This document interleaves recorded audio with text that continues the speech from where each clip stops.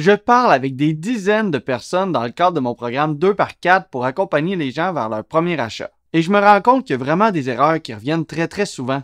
Donc on regarde ça aujourd'hui pour que vous ayez les erreurs en tête, pour que vous puissiez les éviter et ainsi vous sauver du temps, des efforts et surtout de l'argent. J'y vais tout simplement d'un décompte de 10 erreurs qu'il faut réussir à éviter quand on avance dans l'investissement immobilier.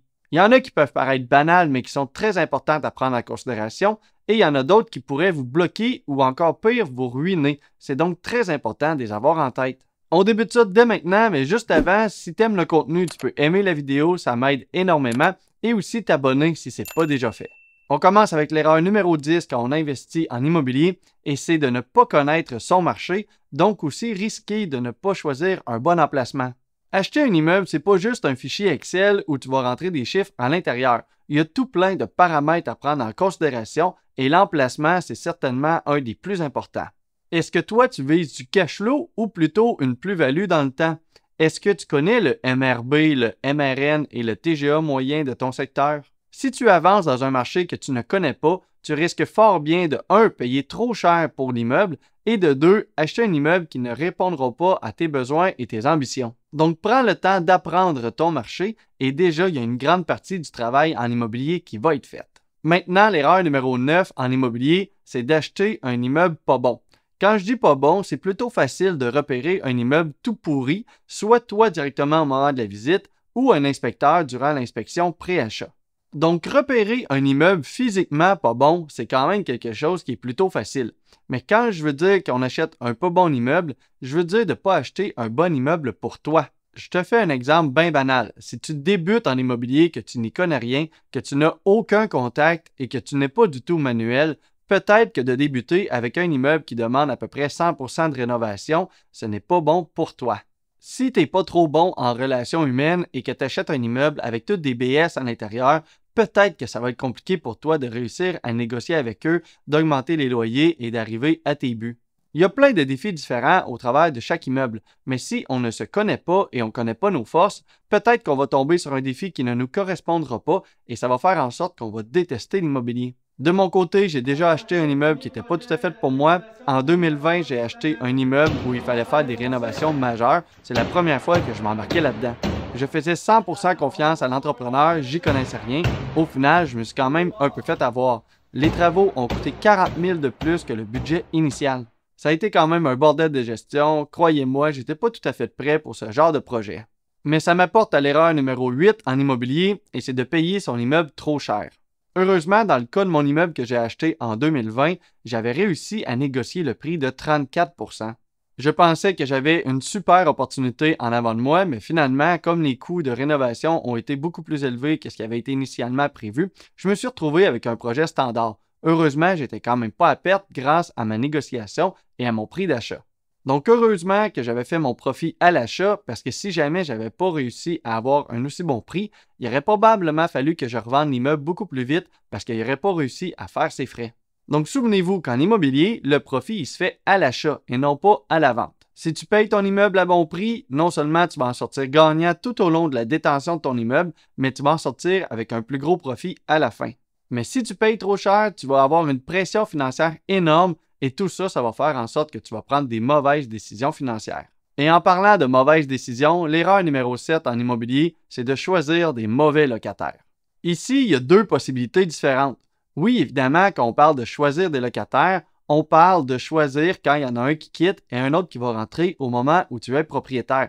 Mais ça vient aussi avec le fait de choisir des locataires au moment où tu achètes. Donc, on parle des locataires que tu vas hériter au moment de l'achat. Parce que oui, il y a trop d'immeubles qui contiennent des locataires totalement pourris qui vont transformer et gâcher ton expérience en immobilier. Et pourtant, il y a plein de gens qui vont faire des offres d'achat sans y penser et sans même le prendre en considération dans le prix d'achat. Il y a quelqu'un que j'accompagne qui me disait qu'elle avait une visite dans cet immeuble-là. La première chose que j'ai vue quand j'ai vu la photo, c'est pas l'immeuble, c'est le pick-up dans le cours sur le flat avec le hood à moitié brisé. Ça en dit long sur le genre de locataire potentiel qu'on va retrouver à l'intérieur de l'immeuble. Et d'ailleurs, après discussion, on s'est rendu compte que c'est un locataire qui ne paye pas son loyer, qui dérange tout le temps, et c'est d'ailleurs cette raison-là pourquoi le vendeur veut se débarrasser de l'immeuble. Pense-y deux fois avant de t'embarquer là-dedans, parce que si tu l'achètes, c'est toi qui vas devoir dealer avec tout ça. Et quand tu fais une rotation de locataires dans tes immeubles, assure-toi de ne pas prendre le premier venu juste pour réussir à avoir un revenu rapidement. Prends le temps de bien sélectionner, d'ailleurs j'en ai déjà parlé dans cette capsule-là. Maintenant, l'erreur numéro 6 est en lien avec une des choses que j'entends le plus. Il y a beaucoup de monde qui disent « Hey, je vais ouvrir une compagnie, comme ça je vais pouvoir acheter plus d'immeubles et faire plus de profit. » Parce que l'erreur numéro 6, c'est de ne pas comprendre la réalité de la fiscalité, des règlements et des lois en vigueur. Je te le dis tout de suite, acheter en compagnie, ça ne réglera pas tout. Ça ne va pas faire que miraculeusement, tu vas réussir à acheter plein d'immeubles. Ouvrir une compagnie en immobilier, ça sert principalement à protéger son patrimoine. Mais fiscalement, ça va te coûter plus cher, donc il va t'en rester moins dans les poches, donc dans certaines situations, ça va être encore plus difficile d'avancer. Pour te donner un exemple, est-ce que tu as déjà un revenu imposable de plus de 250 000 $ au personnel? Parce que si la réponse est non, tu vas trouver que ça coûte cher en compagnie de payer 51 % d'impôts dès ton premier dollar de gain. L'erreur numéro 5, c'est maintenant une des erreurs les plus communes et c'est d'attendre le moment parfait et l'immeuble idéal. Pour être franc, il n'y a pas grand-chose à dire là-dessus parce que le moment idéal et l'immeuble parfait, ça n'arrivera jamais. Si tu attends le moment idéal avec la baisse des taux pour te dire que tu vas acheter plus tard, tu vas probablement attendre bien longtemps et quand les taux vont avoir baissé, les prix risquent d'avoir remonté et à partir de là, tu vas dire que tu vas attendre la baisse des prix. Bref, vous l'aurez compris, il n'y aura jamais de meilleur moment et au niveau des immeubles, il n'y aura jamais de meilleur immeuble que celui que tu es réellement capable d'acheter. Je ne dis pas du tout que tu dois acheter n'importe quel immeuble à n'importe quel prix. Souviens-toi quand même des erreurs numéro 7 et 8. Mais clairement, si tu attends de trouver un immeuble qui est pratiquement neuf, qui n'a pas de rénovation à faire, qui a les meilleurs locataires à l'intérieur, qui a un super gros revenu, mais qui est à très bon prix, tu risques de tout simplement l'attendre toute ta vie et de passer à côté du pouvoir de l'immobilier. Maintenant, je vais vous le dire, c'est pas une erreur en soi, mais ne pas passer par un courtier hypothécaire qui est gratuit, c'est quand même ne pas s'aider en immobilier. Si tu veux débuter en immobilier, ça va te prendre ta capacité d'emprunt, une préapprobation, un plan fiscal et un bon financement. Et c'est justement à tout ça que sert Félix Bergeron, courtier hypothécaire. Et pour ceux qui ont déjà des immeubles, ça vaut la peine de le contacter dès maintenant, avant d'arriver à votre renouvellement. Il va pouvoir monter votre dossier en avance et il se met des rappels pour s'assurer de vous recontacter et d'avoir les meilleures conditions de renouvellement pour votre prêt. Donc tout le dossier va déjà être prêt quand vous allez arriver à votre renouvellement et ça sera efficace. Ces informations sont en description. L'erreur numéro 4 en immobilier qu'il faut éviter, c'est de penser que tout l'argent qu'on a va aller pour la mise de fonds. Il y en a plusieurs qui pensent que s'ils ont 50 000 $ en banque, ils vont pouvoir acheter un immeuble qui doit demander 50 000 $ de mise de fonds. C'est une grave erreur. Il ne faut jamais oublier tous les frais de départ qui peuvent représenter plusieurs milliers, voire plusieurs dizaines de milliers de dollars en dépenses. Et aussi, il va falloir se poser la question, est-ce qu'on est mieux de mettre tout ce qu'on a dans un seul immeuble et d'avoir un bon plan de sortie, ou de réussir à prendre ce qu'on a et d'utiliser l'effet de levier au maximum en achetant plusieurs immeubles? Ça vaut la peine d'y réfléchir, des fois on se retrouve avec une meilleure rentabilité en mettant nos œufs dans différents paniers. L'erreur numéro 3, c'est une des choses les plus répandues qui va complètement gâcher l'expérience immobilière de plusieurs. Oui, il y en a qui vont réussir à acheter un immeuble, mais à cause de l'erreur numéro 3, il y en a beaucoup qui n'iront jamais plus loin qu'un seul immeuble. Je parle ici de mal gérer son immeuble, mal gérer ses locataires et essayer de tout faire soi-même. Ça part souvent du fait que les gens achètent les immeubles trop chers et qu'ils n'ont aucune liquidité, donc se retrouvent à tout faire eux-mêmes. Mais au final, si tu fais ça, tu risques de te retrouver à aller changer une toilette un samedi soir pour un locataire. Crois-moi, tu vas détester l'immobilier. Prends le temps de calculer tes choses correctement et d'acheter à bon prix. Grâce à ça, tu vas pouvoir engager des fournisseurs comme un électricien, un plombier, un entrepreneur, un gestionnaire. Je te pose une question. Quand on voit les plus gros joueurs en immobilier qui ont des centaines, des milliers de portes, est-ce que tu penses que c'est eux-mêmes qui vont collecter les loyers et changer les toilettes? Donc au final, tu dois imiter les gros investisseurs immobiliers et te demander, est-ce que c'est parce qu'ils sont des gros joueurs en immobilier qui peuvent se permettre de déléguer ces tâches-là? Ou plutôt parce qu'ils délèguent ces tâches-là qu'ils réussissent à devenir des gros joueurs? Prends le temps de te poser cette question-là quelques fois et tu vas comprendre la clé du succès.